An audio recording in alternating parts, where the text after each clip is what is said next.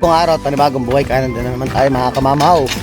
For today's vlog ay papasyal tayo sa isang pinaka bago, kalidad at magandang klaseng sasakyan. So syempre mga kamamaw, pure electric to mga kamamaw, pure electric. Itatry natin, i-experience natin pa mga kamamaw. So ngayon, pupunta tayo ngayon sa Tesla, kaya let's go!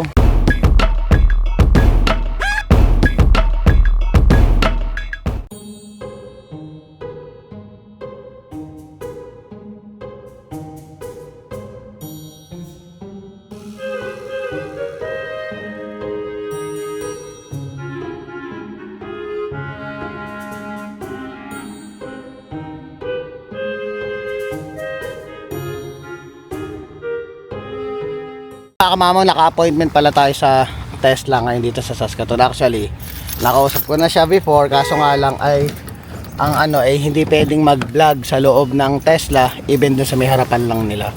So ngayon, ang pinakamagandang na-i-offer sa akin ay kung gusto ko daw i-test drive na lang. So ngayon, nakapagpa-appointment tayo sa Tesla for test drive. Pero sabi ko sa kanila, hindi na lang ako yung mag-drive kasi usually hindi ako pala, kung pagbibili ako ng mga sasakyan before, hindi ako nag-test drive na ako mismo yung nagda-drive, lalong lalo na pag hindi ko sasakyan. Parang hindi ako komportable, tsaka hindi ako confident na i-drive yung sasakyan na hindi naman sa akin. So kaya ngayon, nakakuha tayo ng appointment, so i-drive niya tayo. At the same time, nakapagpaalam naman tayo na pwede ko siyang i-vlog while nagte-test drive tayo. So ngayon, makaka-experience tayo makasakay sa Tesla. Kaya yan, samahan niyo ako mga mamaw.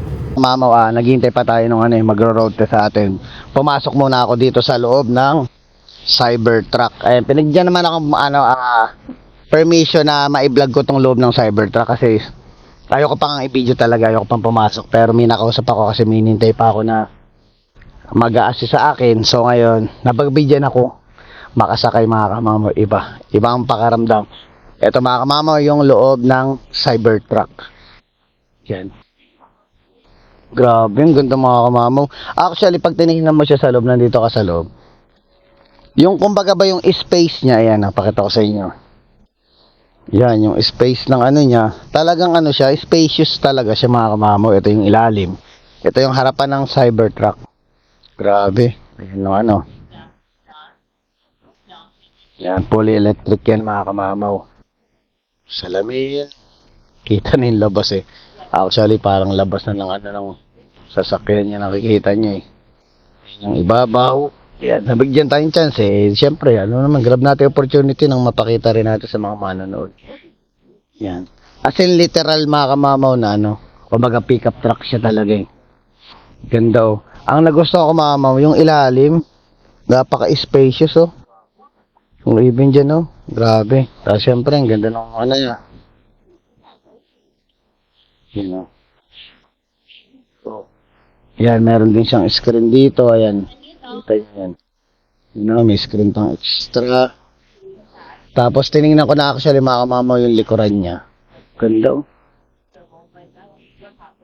Grabe, para ibang na. Para ka na nasa spaceship. Tapos, sabi nila, bulletproof daw yung ganitong sasakyan. Bulletproof siya. Tapos, yung manabela. Oh. Pakaliit eh oh. Dito na siya lahat. Mga kamamaw, grabe.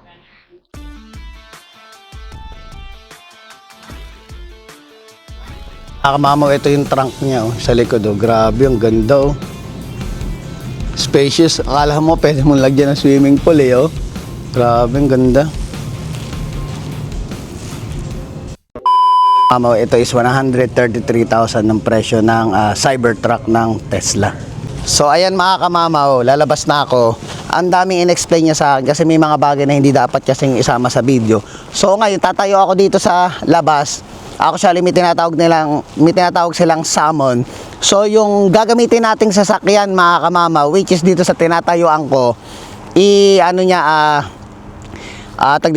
i-command niya na pumunta dito sa harapan ko ngayon, which is my experience ko mga kamamaw. Yan.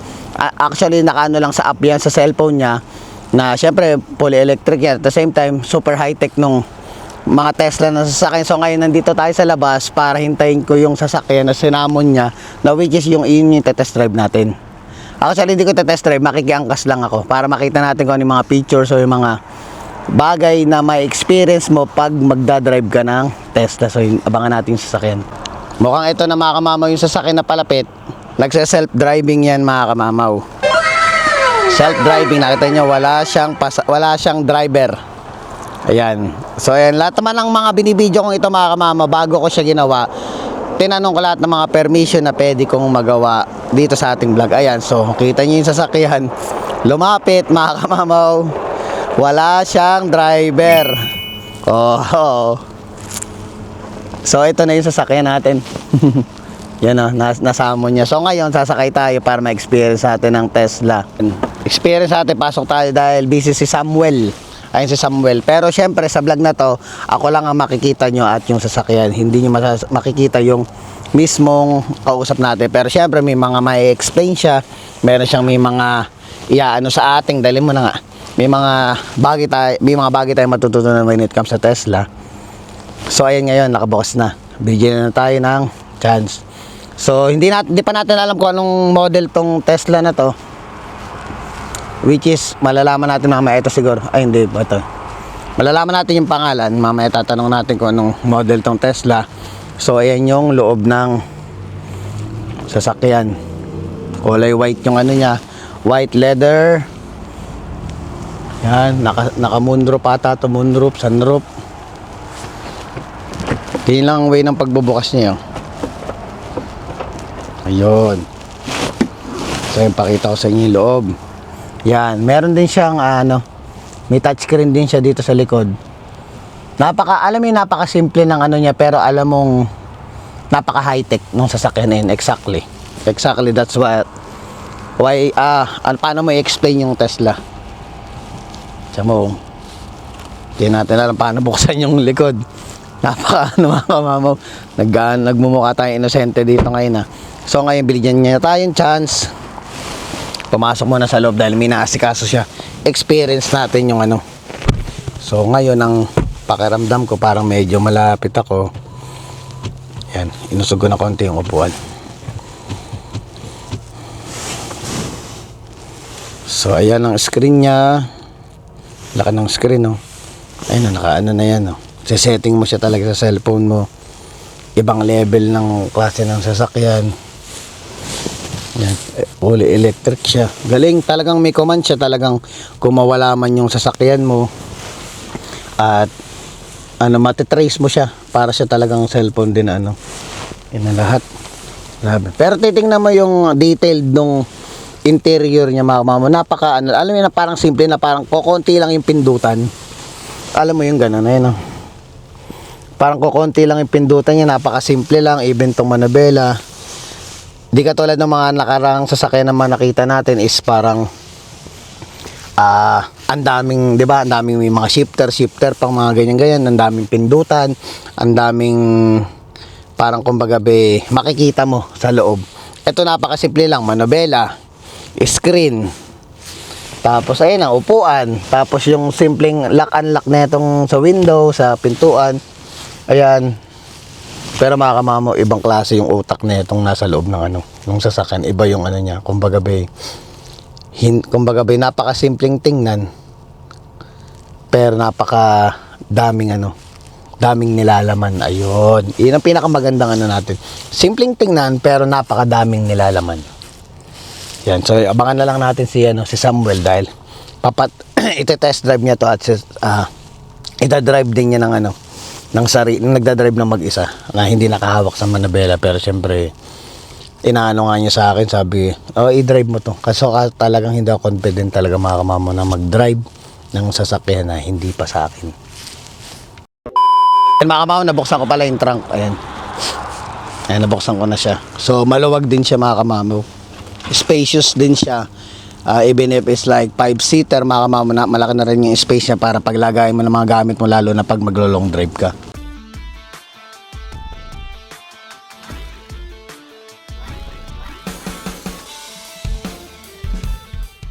Okay, yeah, so to start off, the first thing we're going to do here is we're just going to set up a destination on the screen for the vehicle to kind of take us to. So typically I'm just going to go here and choose a nearby spot. Let's use this spot right here. So we'll pin this spot, and then we'll click start. So the vehicle is going to Now route turn its left way onto there. Melville Street. And then when you're ready to go, all you do is you just push this button right here, and then the vehicle's gonna start driving by itself. So you don't need to do anything. My hands aren't doing anything. My feet aren't doing anything. I'm sitting back here, relax. So the vehicle's gonna do anything. It's going to lane change. It's going to signal, everything. Mama, na-experience na natin na na you don't need a driver. You need to command them. Yeah. Yeah. One button there, and you sit back and you relax. Grabe mga mama. Pretty soon in the future, the car will just drive by itself. Oh, I see. And then it can go pick up your kids, your wife, groceries, anything. And Oh, you can be at anything. home. You Oh, just send the car, it goes, grabs whatever you needed to grab. seriously. Yeah. But one question. Is there no one gonna steal this one while they're driving by yourself like you Nobody told me? can steal it. Oh, I Because see. the car locks itself. And you can always, on your phone, you can always see where the car is. Oh, I So if see. somebody steals your car, you just call the police. My car's at this address. And the police will come arrest the person and get Oh, your car. I see. Nice. Yeah. So mama, grabe. hmm Grabe. This is a fully electric vehicle, right? Full electric, yeah. It's a this is 2026. 2026 Tesla Model Y. Oh, nice. All-wheel drive, yeah. So ayan mga kamamo, like what he said, have you heard that? You can pick up si Jacob like my son. I can pick up my son by his own. You know, like even if I'm just stay at home, all I need is like command the vehicle, go to the place where is my son is, and then he will pick up my son, and then he will bring me. Yeah. Yeah, Yeah. grabe mga kamamo. Yeah. Actually, this is my first time I've experienced inside the Tesla vehicle. Oh my Yeah? God. Yeah. Let's say Nice. if you're watching like a basketball game or something, Yeah. the car can take care of all these errands for you, and while Yeah. you just stay at home and watch the basketball game. So Actually, how much is this one, my friend? So the Uh, viewers will know how much is this vehicle. So our vehicle's base configuration, like base price, start at $49,990. Yeah. So about $50,000. Oh, this one, yeah. And then taxes and fees on top of that. Yeah. But with the dual motor, it's about $64,990 starting. And if Oh. you want to change some In things, 200 maybe like a meters, white enter the roundabout and take seat, the third exit. those will be additional things. But just black with the basic color Yeah. would be about 60. So usually this kind of model has a different kind of trim too. Yes, there's three trims Now enter the for this. roundabout. Okay, can you explain them what's the trim of this kind of vehicle? So we've got the rear wheel drive, we've got the all-wheel drive, and then we also have the performance. Those are the Okay. three trims that we have. Yeah. And so with the rear wheel drive, just has one motor. Dual motor has two, one at Yeah. the front, one at the back. And with the performance, it's built for acceleration. So the vehicle is super, super fast.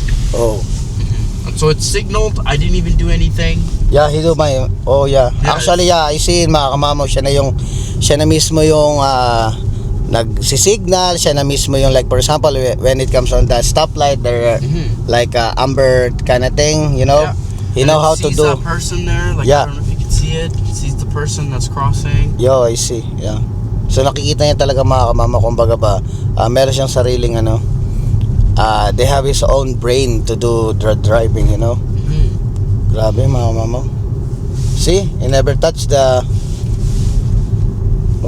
grabe din niya nahawakan mga kamama, pero pinasyal niya kami. So usually on the long drive, he can do that one like by himself. At your destination. Yeah. Oh my God. Yeah, on a long drive, you just sit back, relax. Yeah. I will say that it's boring because Yeah. you get so nice, comfy, relaxed. But on the very long drive, it's like it will, you know, give you some Rest time. rest time. Yeah. Yeah, Now for turn sure. left. So you don't have to constantly be awake Yeah. to pay attention. But now, And- once we get and- into the lot there, yeah. it's going to park itself. Ay So mga it's going kamama, to wait. lilipat I'm not kami sa doing kaliwa, anything. inihintay niya yung mga sasakyan sa harapan, no. Hindi siya gumagalaw mga kamamaw. So pag nagkaroon siyang available time na lumipat, ayun o mga kamamaw, siya na mismo yung lumipat after nung mga sasakyan na dumaan. Grabe. Wow. Now you have arrived at your So now it's destination. going to park itself. Yeah. Ayun, papark na siya mga mama. Sa sarili niyang, ayun kung ano, which is kung ano yung napili niyang spot. Yun, oh. Grabe. High-tech mga kamamaw. Ayan, even niya sa back, ano. Ayan, pa nagpapark-rear parking siya. Oh, naayos niya talaga, oh. Wow. Yeah. Just like that, you just get out of the car, Yeah.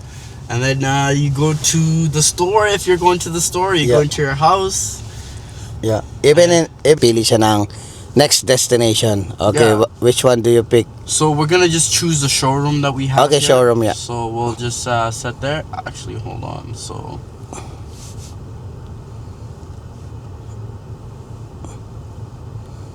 there you go. Yeah. And then you just click that.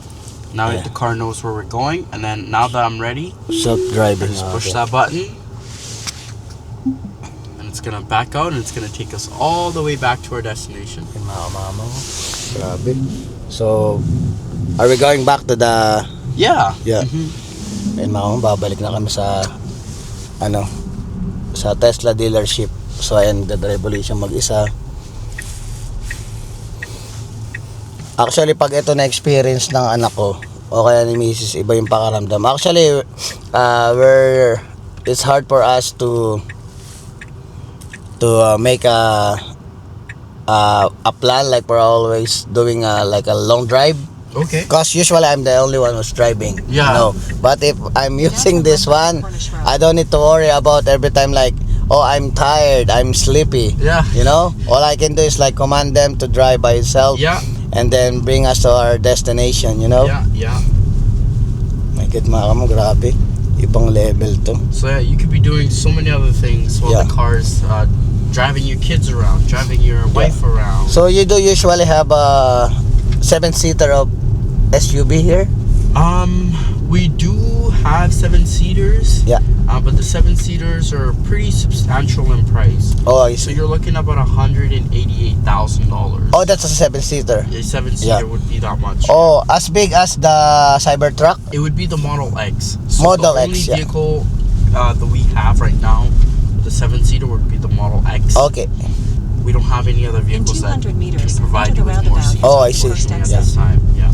Yeah. So 5-seater on the SUV you have available. Then this is the Yeah. this like is this a sedan? This is a sedan or No, this is a SUV. oh SUV It's just too? a 5-seater Now enter the SUV. roundabout. Oh, like a short, small one, a little one. Yeah. It's Okay. a compact SUV, I would say. Oh, I see. So SUV din pala tong sinakay natin mga kamamaw.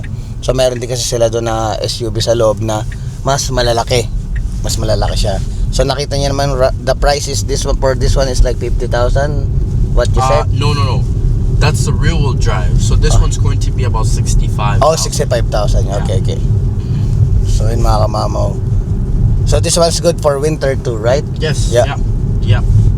How big is the wheels, if you don't mind? How big is these wheels? I believe the wheels on this ones are 19. Oh, malaki siya. Yeah, it's So you big. can also get 20s as well too. Oh, I see. Yeah. Yan mga kamamaw, kung saan sana tayo dinala ng ano. But they can never command to buy a coffee, right? No, what I mean, like, this car will never command, oh, buy me coffee to Tim Hortons. No, actually, No, I'm in just kidding.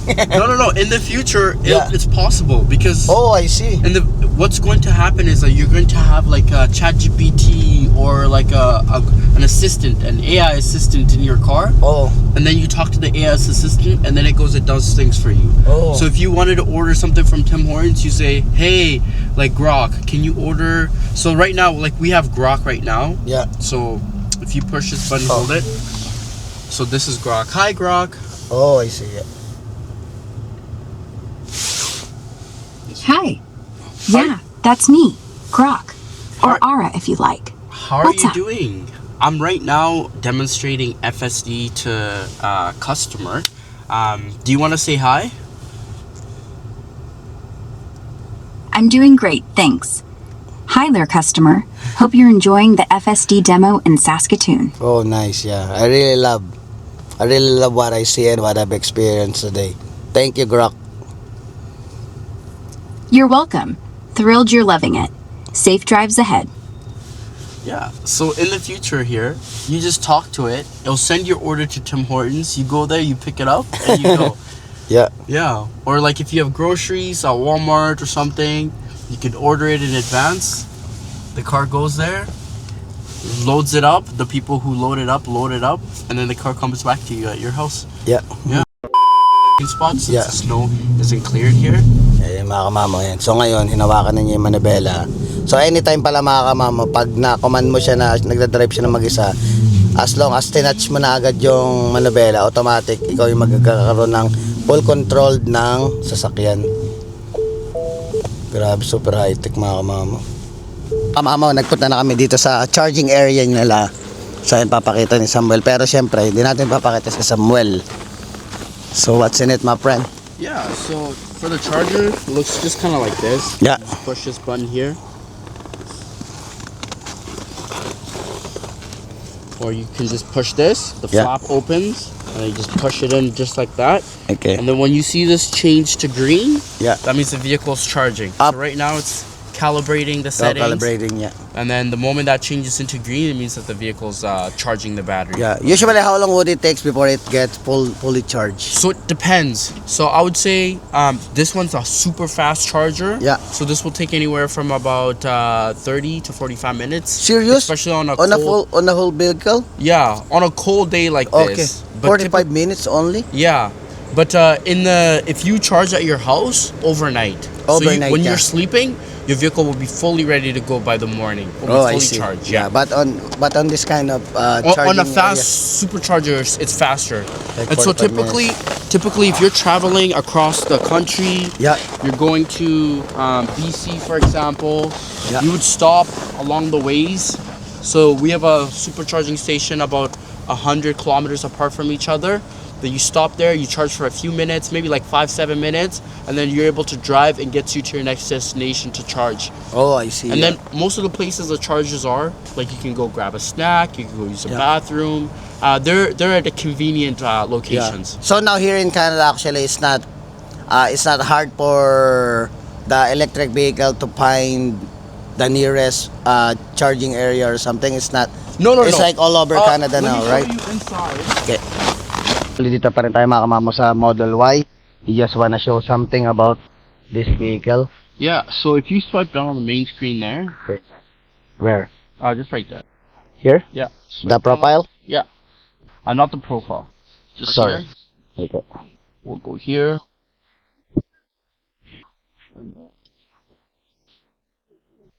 Yeah. So this shows you where all the supercharging Oh, I see.